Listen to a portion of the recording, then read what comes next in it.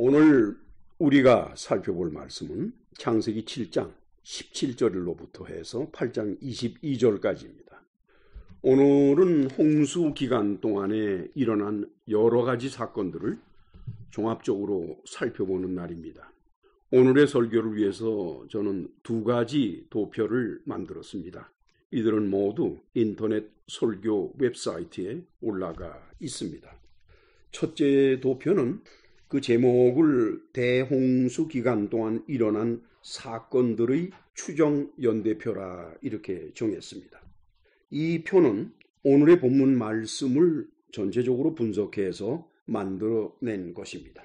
두 번째 도표는 그 제목을 홍수 전후의 지구 지표면 상태에 관한 추측이라 이렇게 했습니다.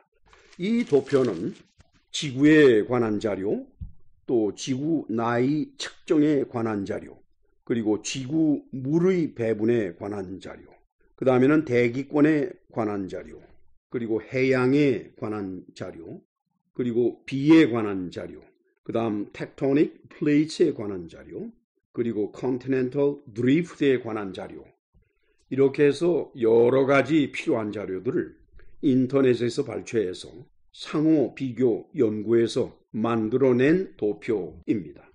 이 연구에서 뼈대로 삼은 것은 질량 불변의 법칙이었습니다. 하나님이 창조하신 물의 양이 홍수가 있었건 없었건 지금도 변함없이 같은 양일 것이라는 전제가 있고, 또 하나는 하나님이 창조하신 땅 역시 그 볼륨이 지금도 변함없이 똑같을 것이다 하는 전제하에 이 연구를 한 것입니다. 물론 홍수에 관한 오늘의 설교에서 고려하고 있는 대상은 지구 전체가 아닙니다. 대륙과 해양이 있는 지표 부분입니다. 오늘날 대륙은 그 평균 표고, 즉 높이죠. 평균 높이가 해발 840m라고 하고 있어요. 약 0.8km가 되죠.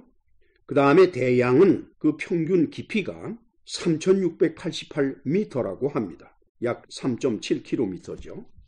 물론 이제 대륙에 있는 높은 산 에베레스트는 그 높이가 8848m니까 약 8.8km가 되죠.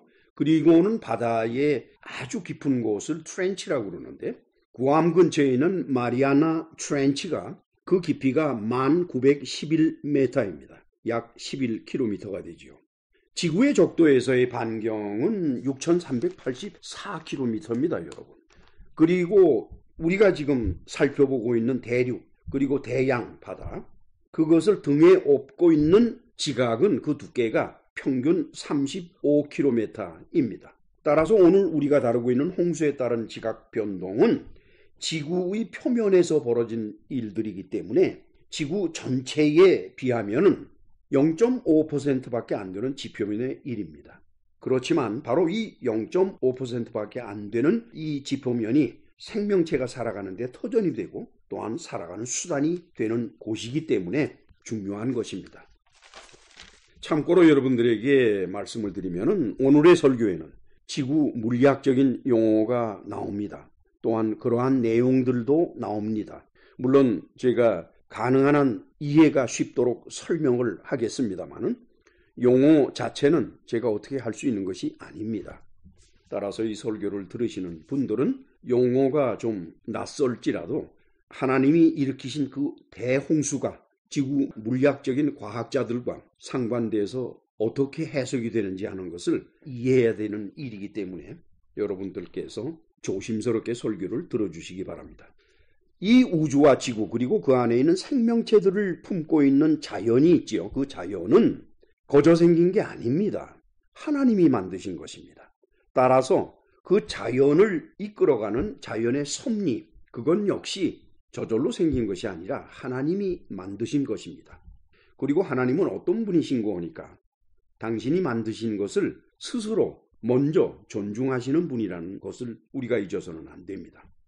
일반적으로 종교인들은 자신이 믿는 신이 자기를 위해서 무슨 기적이건 일으켜줄 것을 기대합니다. 그것이 사리에 맞건 안 맞건 정의적이건 불의한 일이건 상관없이 그저 자기를 위해서 무슨 기적이건 일으켜주면 좋겠다라는 것이 종교인들의 믿음이고 또한 마음인 것입니다, 여러분. 이건 뭐 기독교인들이라고 해서 다를 바가 없어요. 그런데 우리 기독교인이 믿는 하나님은 그런 분이 아니시라는 데 문제가 있습니다. 하나님이 일으키시는 기적은 자연의 섭리를 벗어난 것이 아닙니다. 자연의 섭리에 따른 방법으로 일어나는 것입니다. 다시 말씀드리면은 하나님께서는 기적을 일으키시더라도 당신이 이미 세워놓으신 자연의 섭리, 그 원칙 안에서 일으키신다는 겁니다. 그러면 기적과 보통 일과 차이는 무엇이겠습니까? 그건 시간입니다. 10년이 걸리는 일을 1초 만에 해결한다 그러면은 하나님 편에서 바라보면 자연의 섭리를 벗어난 것이 아니기 때문에 별스러운 것이 아니지만, 그러나 시간의 제약을 받고 있는 인간의 입장에서 바라보면 그것은 기적이 되는 것입니다. 하나님은 이처럼 시간의 주인이시기 때문에 자연이 수십억 년 동안 할 수 있는 일을 순간적으로 일어나게 하실 수 있는 분이고 또한 그렇게 하신 분입니다. 다시 말씀드리면 수십억 년을 걸쳐서 자연적인 어떤 변화가 일어난다 그러면은 그 수십억 년 전의 상태와 그 모든 변화가 다 일어난 수십억 년 후의 상태, 그 두 상태는 비교가 되지 않을 것입니다. 그러나 만약에 이 변화를 수십억 년으로부터 시간을 줄여서 짧은 시간 안에 벌어지도록 한다 그러면은 그 수십억 년을 걸쳐서 일어났던 모든 변화가 그 짧은 시간 안에 다 일어난다는 것을 뜻하는 겁니다, 여러분. 그 얘기는 뭡니까? 수십억 년을 걸쳐서 일어난 자연적인 변화에 있어서 그 시작은 하나님이 짧은 시간 안에 그것을 변화시키는 시작과 똑같습니다. 그런가 하면 결과도 수십억 년이 지난 다음에 결과가 하나님이 순간적으로 일으키신 기적, 일컬어서 농축되어서 일어나는 변화죠. 그 변화의 끝, 마지막 똑같다는 겁니다. 다만 그것이 농축이 되어서 된 것이기 때문에 사람으로서는 도저히 분별해낼 방법이 없기 때문에 기적이라고 하는 것입니다. 과학자들은 바로 이 사실을 알아야 할 것입니다. 과학자들에게 있어서는 시간을 도저히 어떻게 할 수 없다라고는 대전제를 놓고 있기 때문에 이 사람들은 하나님이 하시는 일을 이해할 수가 없는 겁니다. 따라서 받아들이지도 못하고 있는 것입니다. 일반적으로 지구에 있어서 연대 측정은 방사성 탄소 연대 측정이라는 방법을 사용한다는 것은 이미 여러분들이 아시고 계실 겁니다. 그래서 지구의 역사를 45억 년 그 근처로 추산하고 있는 것이 지구 물리학자들의 대표적인 생각들인데, 방사성 탄소 연대 측정으로 해서 몇십억 년으로 추산을 했다 하는 물질의 변화는 만약에 그것이 하나님의 능력에 의해서 순식간에 변화가 일어났다고 한다 그러면은 그 결과를 가지고 측정하는 측정치는 자연 상태 그대로 수십억 년이 걸려서 일어나는 변화의 끝이나 하나님이 개입을 해서 시간을 단축시켜서 농축시킴으로써 이루어지는 순간적인 변화의 끝이나 똑같은 측정치가 나온다는 것을 우리는 인정을 해야만 되는 것입니다. 이것이 바로 하나님의 방식입니다. 하나님은 자연 법칙을 존중하시면서 다만 시간을 조종하시는 분입니다. 그리고 하나님의 자연 법칙에는 우연이 존재하지 않습니다, 여러분. 반드시 하나님의 손길이 담겨져 있는 겁니다. 진화론을 주장하는 분들은 우연이 나타나서 그 우연 때문에 종의 변화가 생긴다라고 추정을 하고 있죠. 진화론자들의 논리도 모두가 다 그 추정 또는 추측을 바탕으로 해서 세워진 집과 같은 그런 논리들입니다. 우리 다 같이 히브리서 3장 4절을 보시겠습니다. 히브리서 3장 4절 같이 읽으실까요? 집마다 지은이가 있으니 만물을 지으신 이는 하나님이시라. 보세요. 그냥 시간이 무작정 몇십억 년이 흘러간다고 집 한 채가 생기겠습니까, 여러분? 아니에요. 집이라고 하는 것은 시간이 흐른다고 생기는 게 아닙니다. 집 같은 것은 생길 수가 있겠죠. 나무가 덮치고 가운데 공간이 생기고 바닥에 풀이 자라고 이렇게 해서 사람이 들어가서 누워서 잘 수 있을 만한 장소가 생겨날 수는 있겠지만은 오늘날 우리가 살고 있는 집, 그 집은 누군가 지어야만이 그 집이 생기는 겁니다. 그래서 히브리서 기자가 그러는 거예요. 만물은 시간이 흐르니까 저절로 생긴 것이 아니라 누군가 그 만물을 지어냈다는 겁니다. 그분이 누구냐? 바로 하나님이시다. 이것이 히브리서 기자가 전한 말이죠. 그 다음에는 전도서 11장 5절 같이 읽으실까요?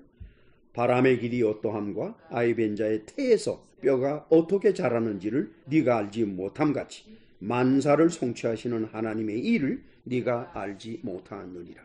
과학을 하시는 분들은 인간적인 눈과 판단에 의해서 자연에서 벌어진 모든 일들을 밝혀내고 이해하고 정리할 수 있을 것이라고 생각들을 해요. 그러나 그 자연의 상태에 있어서의 변화 가운데서 하나님의 손길이 담겨져 있는 부분은 사람이 도저히 밝혀낼 수도 없고 느낄 수도 없고 이해하기도 어렵고 또한 해석하기가 불가능한 것입니다. 따라서 이러한 말씀, 즉 집마다 지은이가 있으니 만물을 지으시는 이는 하나님이시다라고 하는 이 말씀과 바람의 길이 어떠함과 아이벤자의 태에서 뼈가 어떻게 자라는지 너희가 알지 못함 같이 만사를 성취하시는 하나님의 일을 너희가 알지 못한다 라는 이 말씀을 인정하지 않는 사람은 자연을 해석하기 위해서 우연을 앞세워야만 되는 겁니다. 논리적으로 해결이 안 되니까 우연히 그런 일이 생겼다. 그것을 돌연변이라고 말들을 하지요. 자, 그럼 우리 이제 본문을 차근차근 살펴나가도록 합니다. 우선 첫째 단원은 창세기 7장 17절에서 24절까지인데 그 내용은 땅 위에 홍수가 넘친 사건이 기록되어 있는 것입니다. 17절에서 20절을 같이 읽으실까요? 홍수가 땅에 40일 동안 계속된지라 물이 많아져 방주가 땅에서 또 올랐고 물이 더 많아져 땅에 넘침에 방주가 물 위에 떠다녔으며 물이 땅에 더욱 넘침에 천하의 높은 산이 다 잠겼더니 물이 불어서 15규빗이나 오르니 산들이 잠겼다 그랬죠. 계속 물이 늘어나는 모습이 표현되어 있지 않습니까? 홍수가 땅에 40일 동안 계속됐다. 여기에서 홍수라고 하는 것은 물이 쌓여있는 홍수라는 의미보다도 홍수가 되는 하늘에서 내리는 비와 땅 속에서 솟구쳐 올라오는 물들이 땅을 뒤덮는 그 자체를 홍수라고 표현한 것입니다. 그것이 40일 동안 계속됐다 그러면은 그 40일 동안에는 대단한 양의 물들이 쏟아져 내려오고 또 땅 속으로부터 솟구쳐 올라왔다는 걸 알 수가 있어요. 그래서 처음에는 이제 방주가 붕 뜨고 그리고 또 물이 더 많아지니까 방주는 그 다음에는 이제 물 위를 떠다녀야겠죠. 그리고 더더욱이 더 물이 늘어나니까 천하의 높은 산이 다 잠겨버리고 맙니다. 그리고 나서는 흥미있는 표현이 20절인데 물이 불어서 15규빗이나 오르니 산들이 잠겼다 그랬어요. 여러분 15규빗이라 그러면은 7.5m밖에 안 됩니다.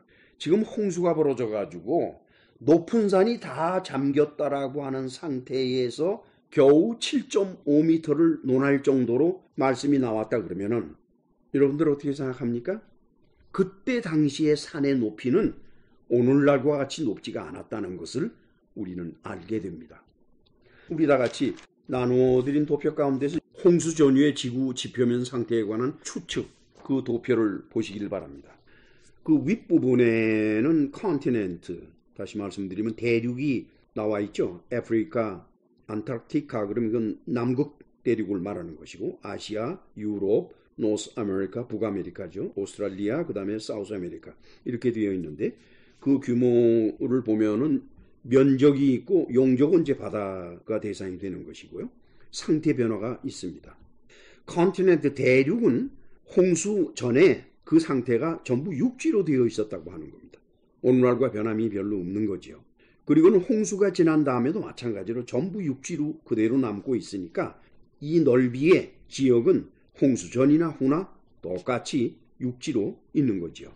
한편 오션, 대양을 볼 것 같으면은 거기 보면은 패시픽 오션이 있죠. 태평양, 애틀란틱, 대서양, 인디안, 인도양, 사우선 오션 그랬는데 사우선 오션이라는 것은 남극 대륙을 포함한 그 일대 남쪽 바다를 말하는 겁니다. 즉 패시픽 오션, 애틀랜틱 오션, 인디안 오션 이 바다들 남쪽 끝으로부터 남극 대륙을 포함한 전체 지역을 사우선 오션이라고 말합니다. 그 다음에는 아크틱 오션, 극대양이라고 말했는데 이것은 남극을 말하는 것이 아니라 북극을 말하는 겁니다. 그러니까 태평양과 대서양의 북부 쪽 있죠. 북극을까지 포함을 해서 전체 그것을 아크틱 오션이라고 그러죠. 그래서 그 넓이가 쭉 표시가 되어 있고 용적이 표시가 되어 있는데 대표적으로 태평양을 보면 보십시오. 1억 6,872만 3천 평방킬로미터예요. 그 다음에 용적 입방킬로미터인데 6억 6,900, 그러니까 6억 7천만 입방킬로미터가 되는 엄청난 규모의 바다죠. 그 상태 변화를 보게 되면은 패시픽 오션, 다시 말씀드리면 그 태평양은 홍수 전에 바다로 있었습니다. 그 당시에 바다는 그것 하나밖에 없었다는 뜻이에요. 그리고는 나머지 대서양, 인도양, 그 다음에는 남쪽 바다, 그 다음에 북극 바다, 이것들은 그 물은 그냥 있는데 그게 깊은 샘이 되어서 그 위를 덮고 있었다는 겁니다. 그게 덮여 있었기 때문에 자연적으로 그 위에는 흙이 있을 것이고 그 밑에는 엄청나게 많은 물이 있지만은 오늘날의 바다죠. 그러나 그것을 덮고 있을 상태에는 그 위는 흙이었기 때문에 거기서는 사람들이 살 수가 있고 등하게 되어 있는 거죠. 그래서 상태를 바라보면은 태평양은 예나 지금이나 홍수 전이나 후나 바다입니다. 그러나 대서양, 인도양, 남쪽 바다, 북극 바다, 이것들은 홍수 전에는 깊은 샘으로 되어 있어서 덮여 있었지만은 홍수 후에는 그게 다 열려져 가지고 바다가 되어버렸다, 이렇게 되는 거죠. 그 첫 번째 1번 사항을 읽도록 하겠습니다. 홍수 전 깊은 샘을 밑에 안고 육지로 있어서 표면적으로는 하나로 이어진 대륙이었던 이 지역들은 그 넓이 합계가 1억 9,300만 평방킬로미터였습니다. 그리고 깊은 샘의 용적 합계는 약 6억 6,500만 입방킬로미터였습니다. 이 깊은 샘들은 홍수 때에 지하에서 터져나와서 온 지구를 덮었을 것입니다. 그 깊은 샘에 들어있던 물이 다 터져나와가지고 지구 표면을 덮었을 때 그 높이 또는 깊이를 추정한다 그러면은 약 1.3km가 됩니다. 그리고 일반적으로 강우량이 시간당 50mm 이상이면 폭우라고 정의를 합니다. 지구 역사상 가장 심하게 비가 내렸던 기록은 시간당 96mm입니다. 그래서 저는 그것을 조금 더 높여서 그 당시 홍수 때에 비의 양을 시간당 100mm로 가정을 해보았습니다. 그래서 40일간 밤낮으로 비가 내렸다 가정을 하니까 그 비 내린 물의 깊이가 100m를 넘기가 어렵더라고요. 그래서 아마도 과학자들이 또는 세상 사람들이 홍수로 땅이 물에 잠기고 높은 산까지 다 잠겼다 그러니까 비웃는 겁니다. 웬거니까 계산상으로는 그렇게 될 수가 없어요. 아무리 비가 40일 동안 많이 와도 100m밖에 안 되는데, 아니 8,000m를 무슨 수로 덮는다는 겁니까? 그렇잖아요. 그래서 그랬겠구나 하는 겁니다. 다시 말씀드리면은 노아의 홍수 때에 지구를 덮어버린 물은 하늘에서 내린 비가 아니라 땅 속에 깊은 샘으로 하나님이 담아 놓으셨던 그 물들이 터져나와서 덮는 바람에 그렇게 되었다는 것입니다. 따라서 홍수로 지구를 덮은 물의 깊이는 여전히 1.3km를 넘지 못했지요. 따라서 오늘날 1.3km가 넘는 산들 그리고 산맥들은 홍수 전에는 없었던 것이라는 것을 알게 됩니다. 홍수 때에 아마도 나머지 150일 기간 동안 그게 벌어졌을 것이라고 생각하는데 엄청난 지각 변화가 일어나면서 산맥이 솟구쳐 오르고 산이 솟구쳐 오르고 그 물 속에서 다 일어난 일들이니까 빠르게 식을 수가 있지요. 그리고 그만큼 지구 전체의 충격이 약화될 수가 있는 겁니다. 물이 덮인 상태에서 그 변화가 일어났으니까 그렇게 해서 생겨난 것으로 볼 수밖에 없다는 것은 여러분들도 이해하실 줄로 믿습니다.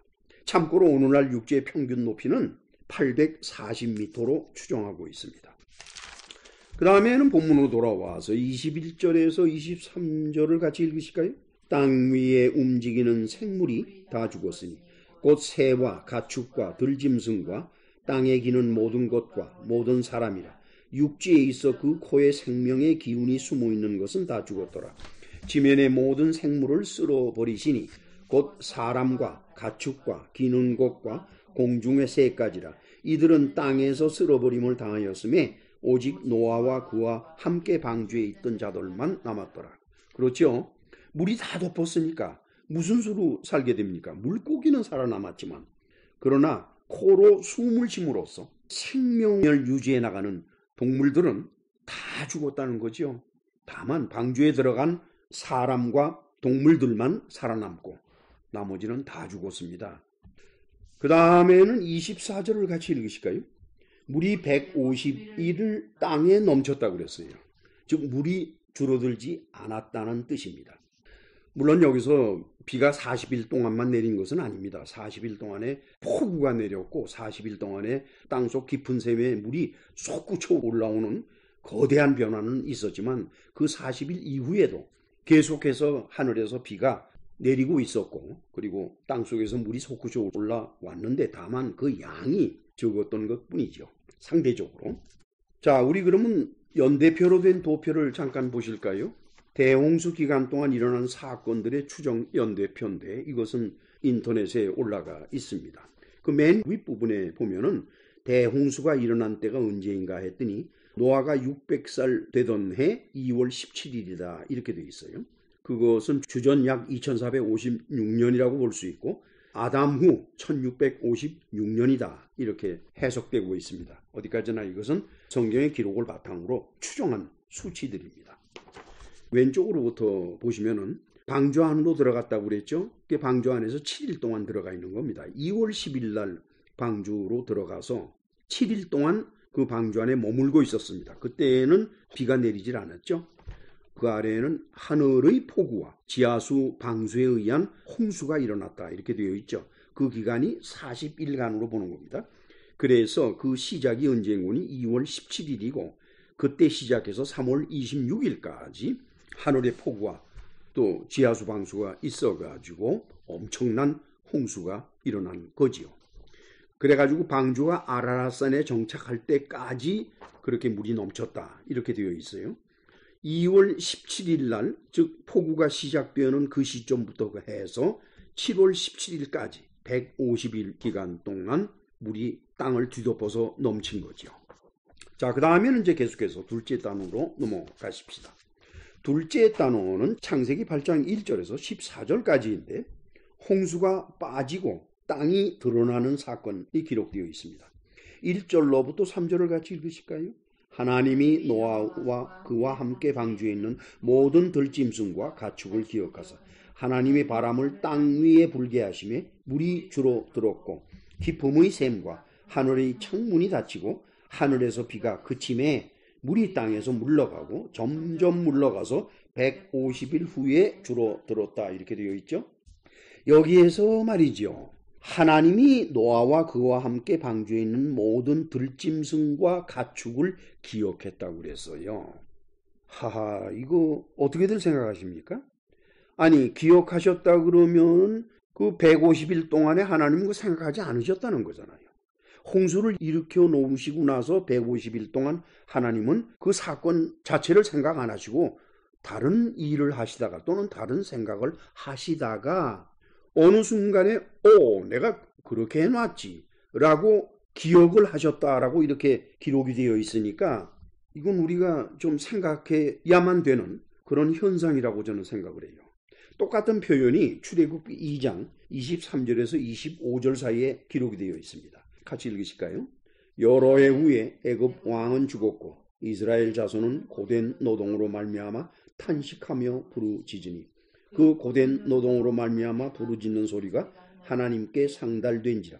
하나님이 그들의 고통 소리를 들으시고 하나님이 아브라함과 이삭과 야곱에게 세운 그의 언약을 기억하사 하나님이 이스라엘 자손을 돌보셨고 하나님이 그들을 기억하셨더라.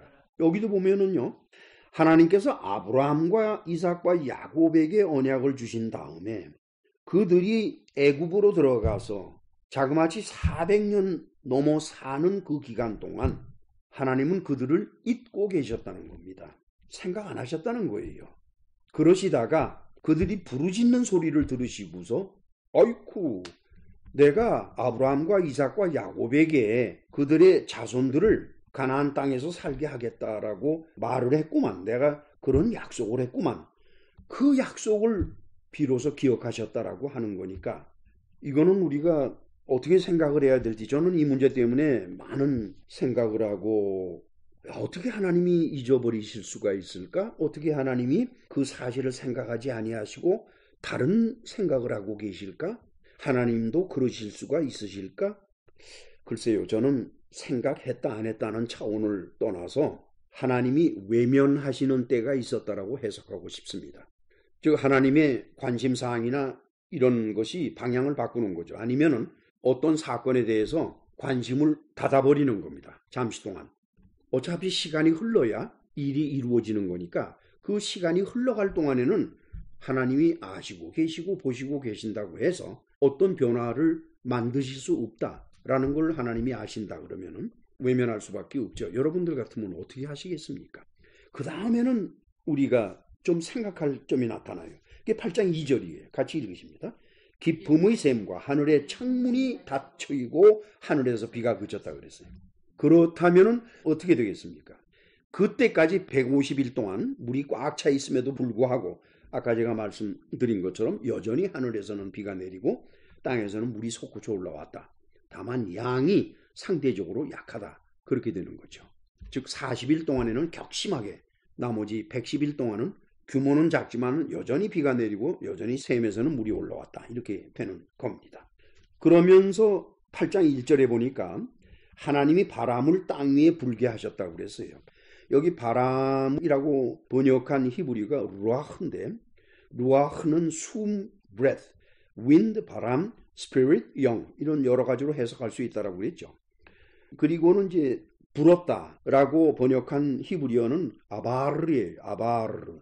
그러니까 아바르는 pass over, 바람이 불어가는 거죠. pass through, 지나가는 거죠. 그래서 이것은 바람이 불어서라고 하는 그런 물리적인 현상보다 하나님의 능력이 역사하신 것을 의미하는 겁니다. 루아흐 그러면은 하나님의 영을 함께 암시하기 때문에, 즉 하나님의 능력이 역사하신 것을 말해요. 도표를 보실까요? 홍수 전후의 지구 지표면 상태에 관한 추측입니다. 하나님의 능력이 그때 어떻게 역사하셨는가 하는 것을 살펴보게 될 것입니다. 2번입니다. 깊은 샘에서 물이 위로 빠져나가게 하고 또 물이 빠져나가 비게 된 공간의 천정 스트럭처를 무너지지 않도록 버티게 하려면 잠정적으로 지구의 중력이 그만큼 약해져야 한다 그랬죠. 여러분, 깊은 샘에 물이 아무리 많이 담겨 있다 할지라도 그 물이 뚜껑이 열리면서 위로 솟구쳐 나가려 하면은 그게 그냥 나가지지가 않아요. 엄청난 힘으로 밀어 올려야 그게 빠져나갑니다. 그 엄청난 힘으로 밀어 올린다라는 생각을 잠시 멈추시고, 만약에 그때 당시에 중력이, 즉 지구 중심으로 물체를 끌어당기는 그 힘, 중력이 상대적으로 얼마간 약해진다 그러면은 자연스럽게 그 물은 떠오르게 될 겁니다. 깊은 샘 속에 있는 물도 떠올라서 밖으로 쏟아져 나가고 동시에 밖에 있는 물들도 떠오르면서 부피가 함께 늘어날 것입니다. 그러니까 지금과 같은 물의 밀도보다 이것이 부풀어서 쭉 위로 올라가게 되니까 상대적으로 밀도는 약해지지만은 그 높이가 높아지겠죠. 그렇게 해서 물이 빠져나가는 겁니다. 그 다음에는 그 물이 다 빠져나간 다음에 그 위에가 스트럭처로 덮여 있잖아요. 흙이 덮여 있는 겁니다. 암소 구조물에 의해서 덮여 있는데 그 밑에 공간이 워낙 크니까 대서양 바다, 인도양 바다입니다. 여러분, 우리가 지금 생각하는 깊은 샘이라는 게 보통 말하는 샘이 아니에요. 그러면은 그 스트럭처가 견딜 수가 없을 것 아니에요. 지구의 중력에 의해서 무너져 내려갈 도리밖에 없는 겁니다. 그러나 당분간은 그걸 붙잡아 놔야 되니까 그게 버텨 쓸다 그러면은 아까도 말씀드린 것처럼 상대적으로 중력이 약해져서 그 스트럭처가 그 자리에 유지될 수가 있다. 이것은 뭐 과학적으로도 다 입증되는 것이고 전혀 뚱딴지 같은 생각은 아닙니다. 그리고는 이제 약해졌던 지구의 중력이 정상적으로 돌아오게 되면 제일 먼저 무슨 일이 벌어지겠습니까? 깊은 샘 공간의 스트럭처가 무너질 거 아니에요. 와르륵 하고 무너지면서 그 위에 덮여있던 물들이 함께 쏟아져 내려올 것입니다. 그 거대한 대서양이 덮여있다가 무너져 내려가면서 물이 쏟아져 내려가니까 대서양이 비로소 모습을 드러내고 인도양이 모습을 드러내고 이렇게 되는 겁니다. 그렇게 해서 물이 쏟아져 내려가니까 자연적으로 땅에 물이 빠져나가는 거죠. 바람을 분다고 바람이 물을 빠져나가게 할 수는 없어요. 물이 빠져나가려면 갈 곳이 있어야 물이 빠져나갈 것 아닙니까? 즉 땅 위에 쌓여 있는 물이 빠져나가려면 땅 밑 어딘가에 웅덩이가 생겨야 빠져나가요.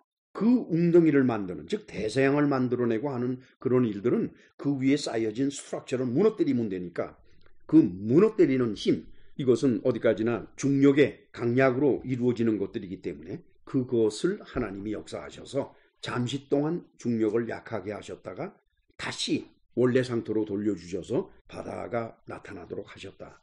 저는 그것은 대단히 합리적이고 과학적으로도 이루어질 수 있는 일이라 저는 이렇게 생각을 합니다. 그래서 생겨난 바다가 바로 오늘날과 같은 애틀란틱, 즉 대서양이죠. 인디안, 인도양이죠. 사우선, 남극 바다들이죠. 그 다음에 아르틱, 북극 바다들입니다. 세 번째를 바라보면 물이 빠져나가 공동이 된 깊은 샘들의 공간을 별개로 무너뜨리게 하는 것은 그들을 받치고 있는 텍토닉 플레이트들의 개별적인 활동에 의한 것으로 본다고 그랬어요. 물론 그 스트럭처가 무너져 내리는 것은 위에서 덮쳐 내려가는 압력 때문에 무너져 내릴 수도 있지만 근본적으로 기초가 흔들려야 무너져 내리도록 되어 있죠. 그 기초가 바로 뭔 거니까 텍토닉 플레이트라고 하는 것입니다. 이 판들은 지각을 이제 크러스트라고 하는데 두께가 35km입니다.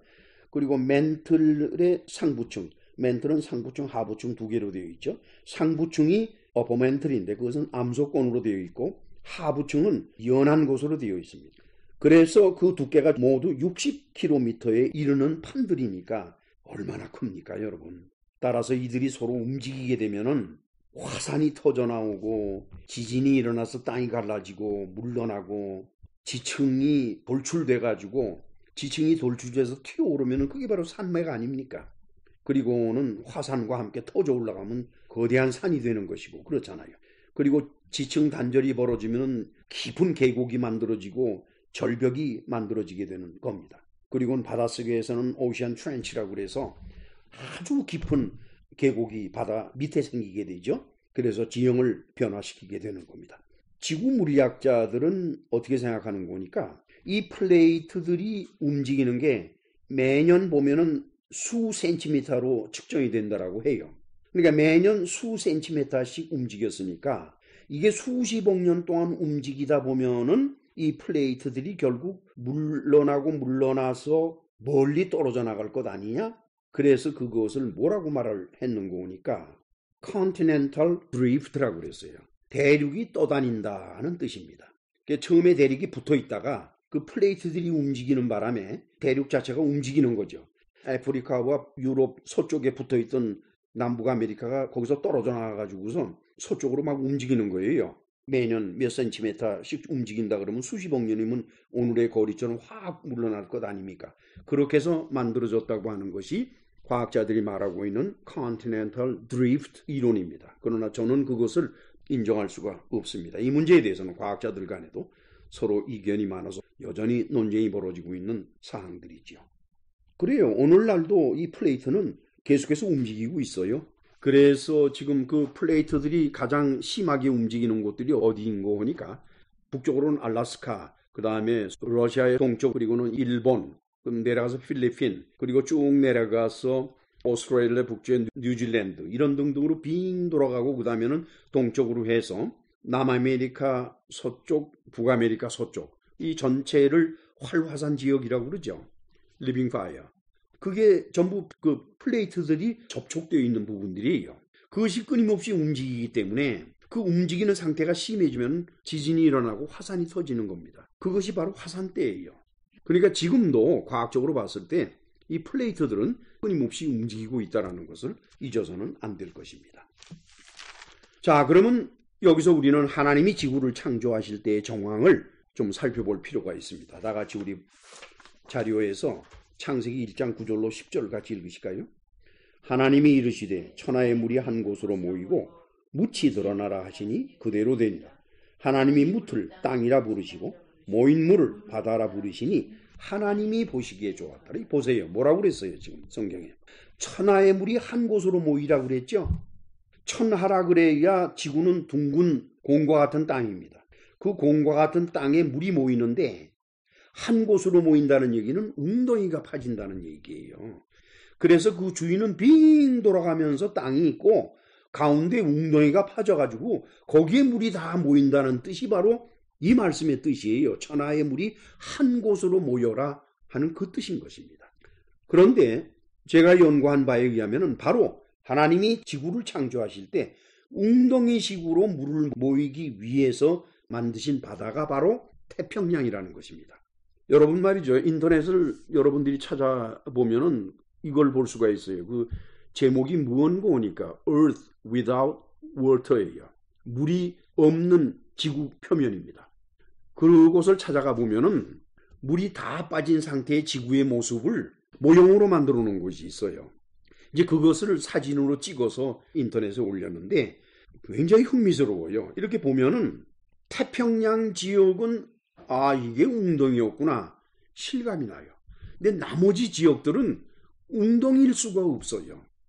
그래서 이것은 웅덩이라기보다는 거기에 물은 있었지만 그 위에 스트럭처가 덮여 있어가지고 따라서 오늘날의 6개의 대륙들과 그리고 대양이지만 서로 연이어있는 4개의 바다 대서양, 인도양, 남극바다, 북극바다 이건 전부 다 이어져 있는 겁니다. 지금 그 이어져 있는 그것들이 개별적으로 깊은 샘이 되어서 뚜껑이 덮여 있었다.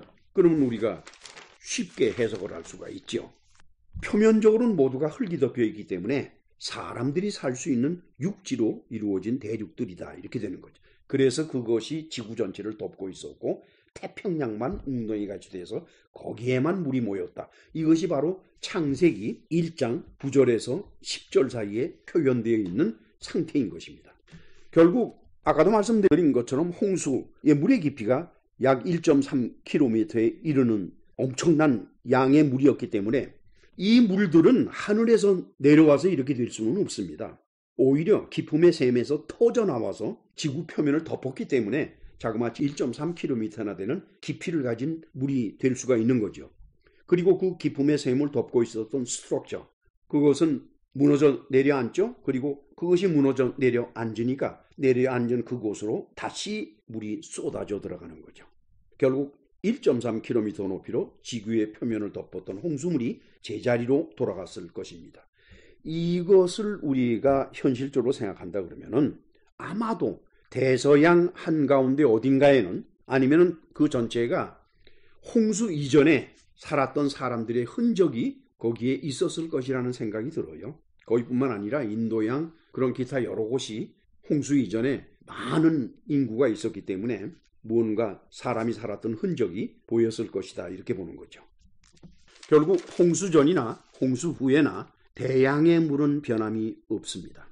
물론 대기 중에 간직해 두었던 두꺼운 수증기층이 응고돼서 비로 내려진 것은 사실입니다.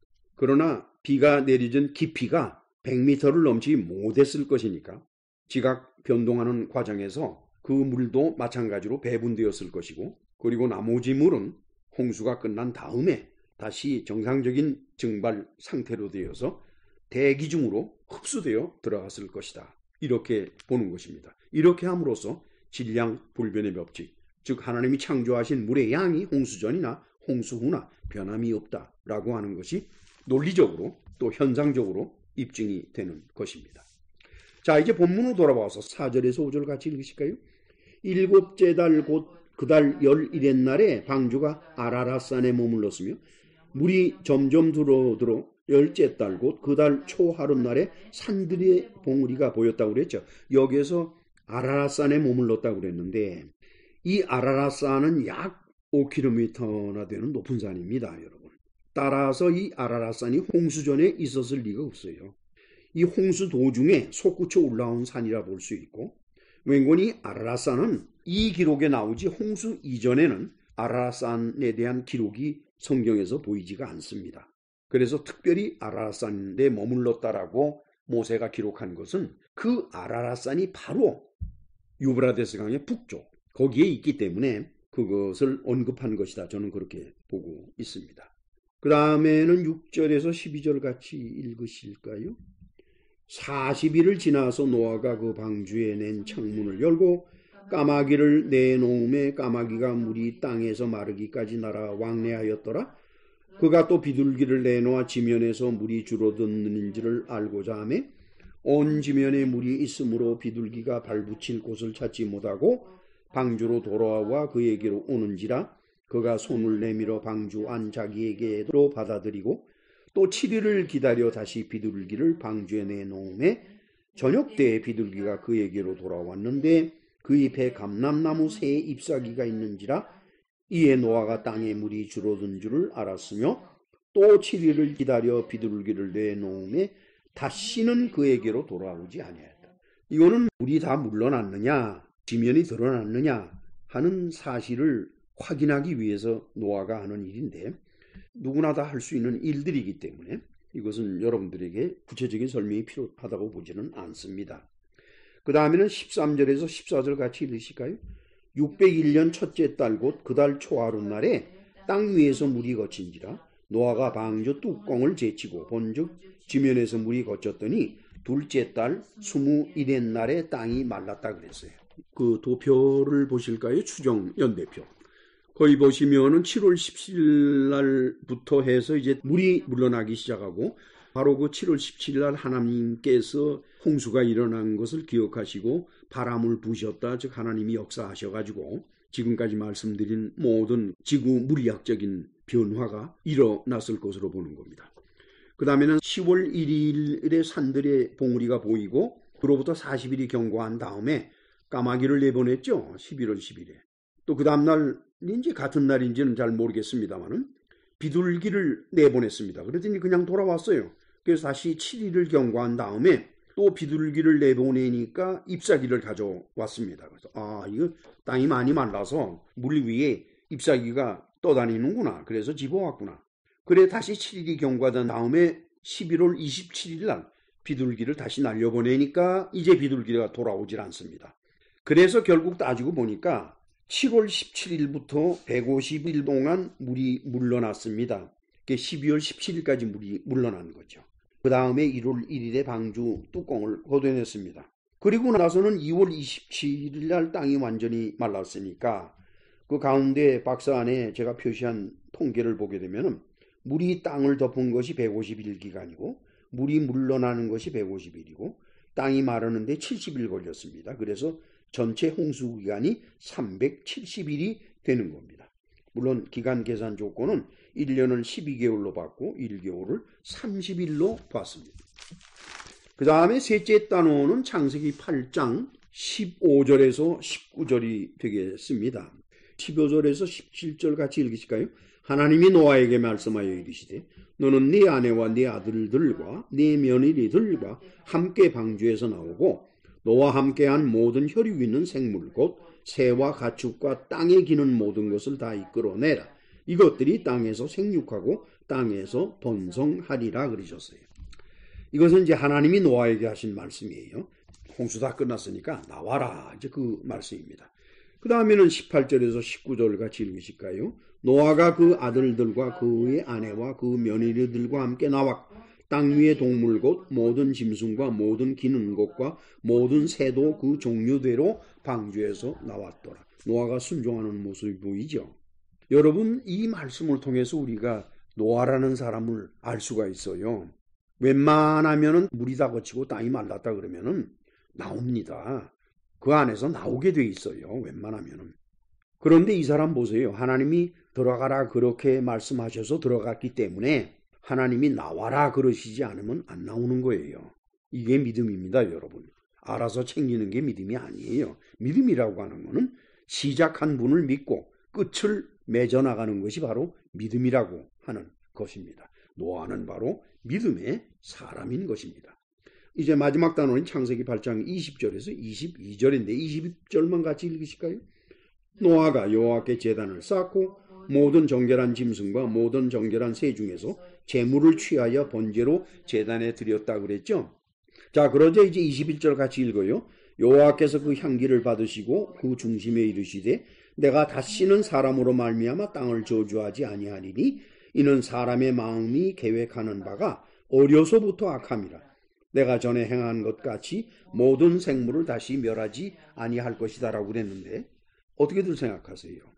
하나님 뭐라고 그러시는 거니까 아담 때문에 땅을 저주해서 자그마치 1656년 동안 땅에서는 경작을 할 수 없게 되었었는데 이제 그걸 하나님이 풀어주시겠다는 겁니다. 내가 사람 때문에 땅을 저주하지는 않겠다.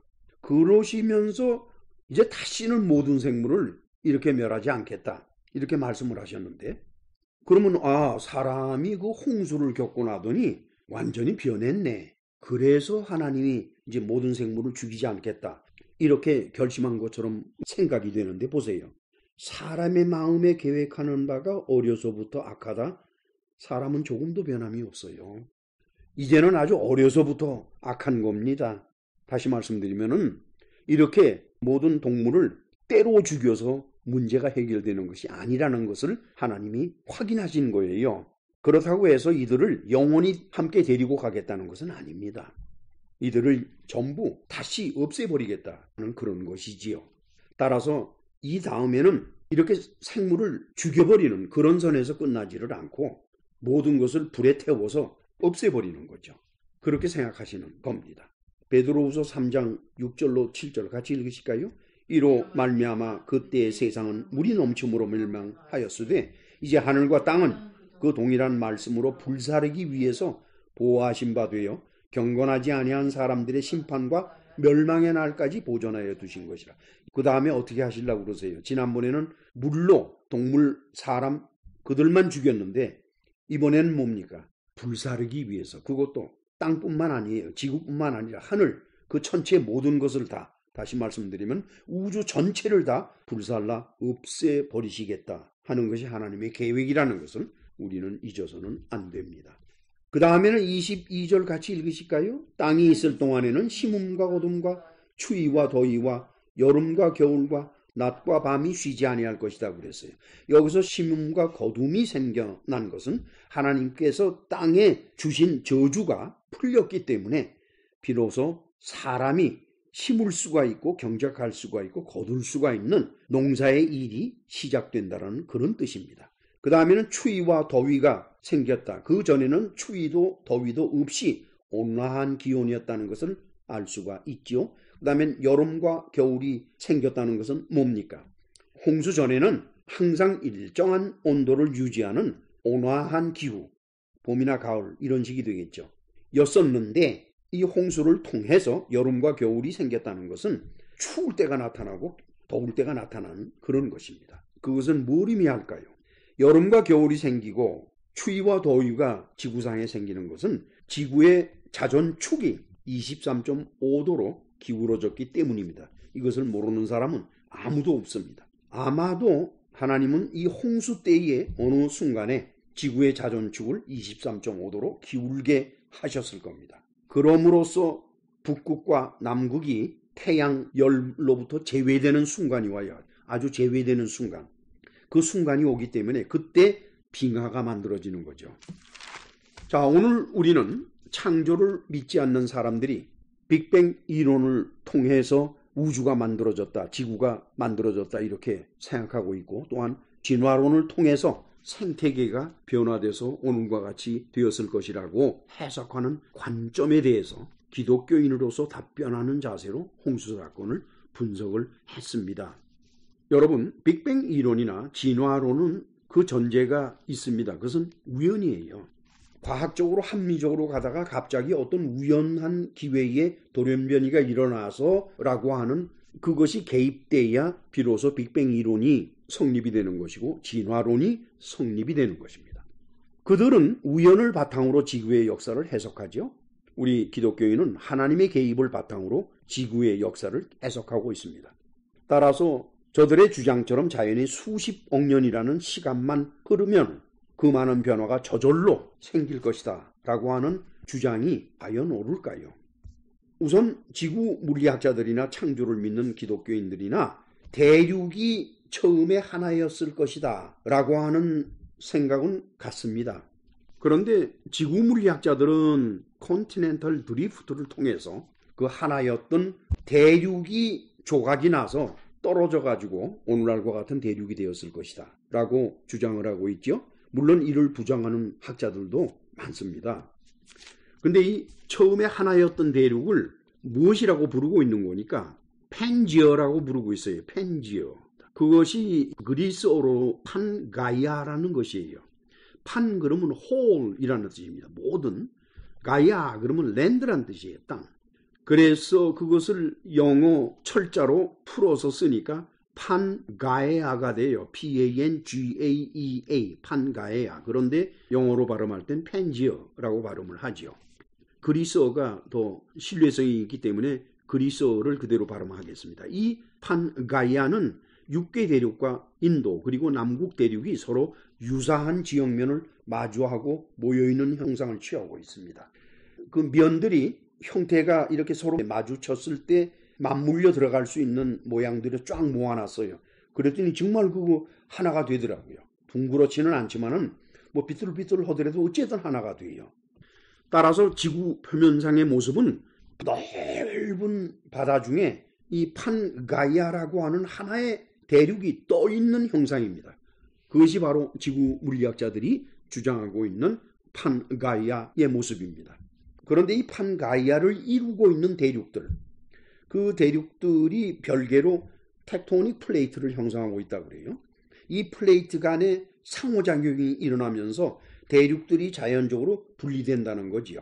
그 분리돼서 그 대륙이 멀어지니까 그 멀어지는 거를 드리프트, 표류라고 표현을 했습니다. 그렇게 해서 멀어지고 떨어져 나가다 보니까 오늘날과 같은 지도를 이루게 되었다는 것입니다. 그래서 이 사람들은 이 논리를 합리화하기 위해서 수십억 년의 시간을 개입시켰습니다. 여러분, 인간은 100년도 해석을 못해요. 여러분, 무슨 수로 100년을 해석을 할 겁니다. 하물며 1000년을 어떻게 해석할 것이며 10,000년을 어떻게 해석할 겁니까? 이 수십억 년이라는 숫자가 들어가면은 그 다음엔 아무도 생각을 할 수가 없어요.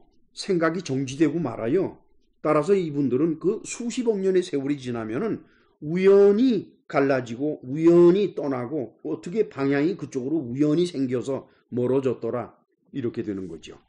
그리고 이것은 우연히 종간에 진화가 생겨서 새로운 종이 생겼다는 진화론과 같은 성격의 논리가 되는 겁니다.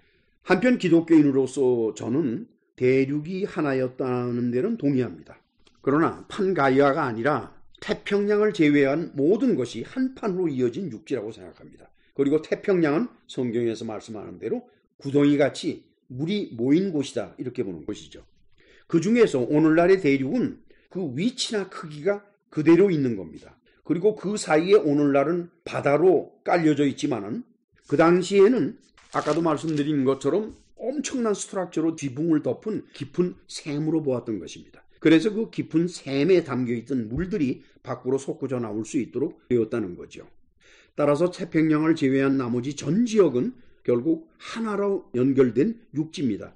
표면에서 보면은 물론 그 안을 보면은 깊은 샘들이 연결이 돼서 있지만은 위에서 보면은 육지입니다. 그래서 홍수 이전에 그 많은 사람들이 흩어져 살기에 충분한 넓이의 땅이었다라고 보는 겁니다. 그것이 꺼져 내려갔기 때문에 어쩌면은 그 애틀란틱, 다시 말씀드리면 대서양의 옛날 문화가 보인다는 그런 말이 합리적으로 들리게 되는 것일지도 모르죠. 그리고 노아의 때에 하나님은 홍수로 땅을 덮어서 모든 호흡하는 생명들을 다 죽이셨죠. 방주에 들어있는 존재들만 제외하고는 그랬죠. 그런데 이 홍수에 사용하신 물이 바로 그 깊은 샘들의 물이었던 것입니다. 그 용량이 6억 6,500만 입방킬로미터죠. 또 홍수물의 깊이는 그 당시 약 1.3km라고 했죠. 홍수를 위해서 물을 토해낸 깊은 샘들을 덮고 있던 스트럭처, 일종의 지붕이죠. 그것을 무너뜨려 내릴 때에 하나님께서는 말씀으로 그 텍토닉 플레이트를 갈라져 내게 하면서 그들이 움직이도록 했습니다. 그것이 거세게 움직이면서 그 스트럭처들이 견디지 못해서 쏟아져 내려갔죠. 그리고 홍수로 머물러 있던 물이 그 무너져 내려간 공간을 메꿔 놓았습니다. 그렇게 해서 만들어진 것이 오늘날의 5대양 중에서 애틀란틱, 대서양, 인디안, 인도양, 사우선, 남극양, 아르틱, 북극양 이 바다들인 것입니다. 그래서 오늘의 6대지구 5대양이 이루어졌죠. 바로 그 홍수를 통해서. 이때 하나님께서는 아까도 말씀드린 것처럼 지구의 자전축을 23.5도로 기울게 하셔서 추위와 더위를 만드셨고 겨울과 여름을 만드셨던 겁니다. 그리고 하나님은 땅에 가하신 저주를 풀어내시어서 비로소 사람이 농사일을 함으로써 심음과 거둠을 갖게 했습니다. 그러나 여러분, 이 변화가 사람에게 꼭 좋은 것만은 아닙니다. 여러분 생각해 보세요. 심음과 거둠이 있다는 것은 심음, 거둠 사이에는 먹을 게 없다는 걸 말합니다, 여러분. 오늘날은 괜찮지만 우리 한국 옛날에 춘궁기라는 거 기억하시지요? 바로 그것이 있다는 거예요. 심음과 거둠은 꼭 좋은 것이 아닙니다. 심어서 거둔다라는 기쁨도 있지만은 그 심고 난 다음에 거두는 기간 사이에는 먹을 것이 없다는 것을 잊어서는 안 됩니다. 그래서 인간 세상에 이때부터 무엇인가 소유할 필요성을 느끼게 했고 그 소유를 해결하기 위해서 과학이 발전하고 또 그런 과정에서 전쟁이 일어나고 그래서 오늘날과 같이 이 복잡한 세월이 되고 말았지요. 그리고는 사람들의 생명은 1000살에서 100살로 줄어듭니다. 급격하게. 그리고는 전쟁이 일어나고 질병이 퍼지고 재앙이 일어나고 수없이 많은 사람들이 죽어나갑니다. 그래가면서 인구의 증가는 옛날 같지 않고 그 증가율이 뚝뚝 떨어져 내려가는 거죠. 그럼에도 불구하고 유엔 통계에 의하면 2030년에는 지구의 인구가 85억이 된다고 합니다. 말씀을 맺읍시다. 지구를 비롯한 우주는 인간이 살아가고 있는 장소입니다. 이것을 바르게 알고 해석하는 것은 인간 삶을 이것을 만드신 창조주의 뜻에 맞게 이루어가는 길이 됩니다. 창조주의 뜻에 맞지 않으면 결국 파멸만 있을 뿐이지요. 대홍수처럼. 그리고 진리는 진리를 만든 분의 뜻을 인정하는 사람에게만 그 문을 열어주고 있다는 사실을 또한 잊어서는 안 됩니다. 따라서 이 말씀을 들으시는 분들은 우주와 이 세상 그리고 그 안에 살고 있는 생명체를 만드신 분이 하나님이시고 그 하나님은 지금도 살아계셔서 하나님의 계획대로 이 모든 것을 이끌어가고 계시다 하는 사실을 인정하시고 잊지 말으셔야 될 것입니다. 기도합시다. 전능하시고 자비로우신 하나님 아버지, 세상에는 창조에 순응하기가 싫어서 이런저런 이론을 만들어내면서 창조를 부정하는 모습들을 봅니다. 그것을 많은 사람들이 과학이라는 이름으로 대변하고 있습니다마는 과학자들 가운데서 모두가 다 그렇다고는 볼 수가 없겠지요. 그러나 어찌했든 창조를 믿고 또한 창조하신 하나님을 믿고 의지하는 이 마음이 신비적으로 빠지는 것이 아니라 하나님이 창조하신 자연의 섭리가 있듯이 바르게 해석하며 따라갈 수 있도록 주께서 인도하여 주옵소서. 예수님의 이름으로 기도합나이다. 아멘. 하늘에 계신 우리 아버지요, 이름이 거룩히 여김을 받으시오며 나라의 마옵시 뜻이 하늘에서 이룬 것 같이 땅에서도 이루어지이다. 오늘날 우리에게 일용할 양식을 주옵시고 우리가 우리에게 죄 지은 자를 사하여 준 것 같이 우리의 죄를 사하여 주옵시고 우리를 시험에 들게 하지 마옵시며 다만 악에서 구하옵소서. 대개 나라와 권세와 영광이 아버지께 영원히 있사옵나이다. 아멘.